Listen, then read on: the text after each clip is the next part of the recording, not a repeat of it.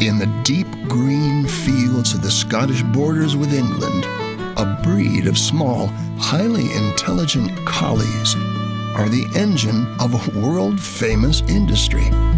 Since the early 1800s, they have been bred for their strong herding instincts, their lightning-quick reflexes, their stamina, their responsiveness to commands, their versatility, and their intelligence. Since medieval times, Scottish woolen products have had an international reputation for superior quality and design. Scottish Rambouillet sheep, which yield a rich merino-type wool, are the natural resource for this industry. But the engine that enables management of the vast flocks required, often numbering in the thousands, is the Border Collie. Use of Border Collies in managing large flocks of animals has spread from Scotland across the world and into cattle, goat, pig, and poultry raising, and even for keeping wild geese off golf courses. A good sheepherder is devoted to his sheep, but the bond between a sheepherder and his Border Collies surpasses devotion. It is closer to a family bond than anything else. Their dependence on each other and their level of trust is awe-inspiring. Grant Brotherson was devoted to his sheep, and even though he didn't own the flock, he cared for them as if they were his own. He knew the many uses of wool and mutton and the monetary value of each sheep, and he was known to have the lowest percentage of loss among his flock of any sheepherder in the area. But he also understood the metaphor of the life he was living. The life of each sheep was in his hands. He had to lead them to water and green pastures, but he depended heavily on his team, his Border Collies, to keep the flock together and safe. Grant cared deeply about the sheep, and he felt the same way about his 4 other sheep, his family, the ones he counted on most, because each sheep counts.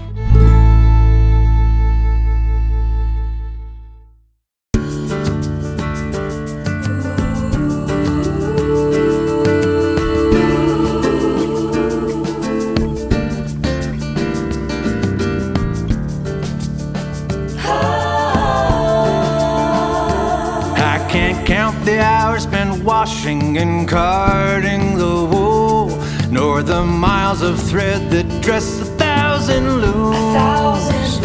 And I can't count the yards of yarn the spinner spun, nor the shirts and trousers sewn, stretching far beyond my view.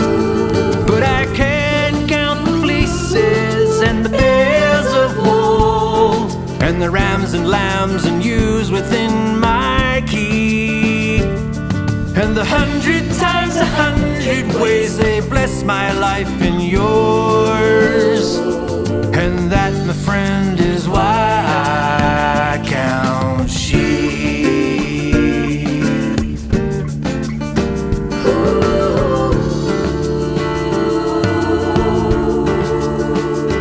I can't count the myriad recipes that call for lamb, or the many ways that mutton is prepared, or the many times we sat around a glowing fire and enjoyed with friends the mutton stew we've shared.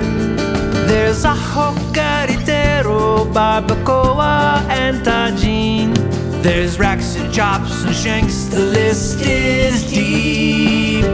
Bass eat it with mint jelly, Texans eat it barbecue. So many savory reasons I count sheep. But when I'm out there, there's the sweet smell of the rain, and the rustling of the quakies in the breeze, the golden glory of the dawn, and the fury of the storm, and my faithful dogs to put my heart at ease. My faithful dogs so eager good to please.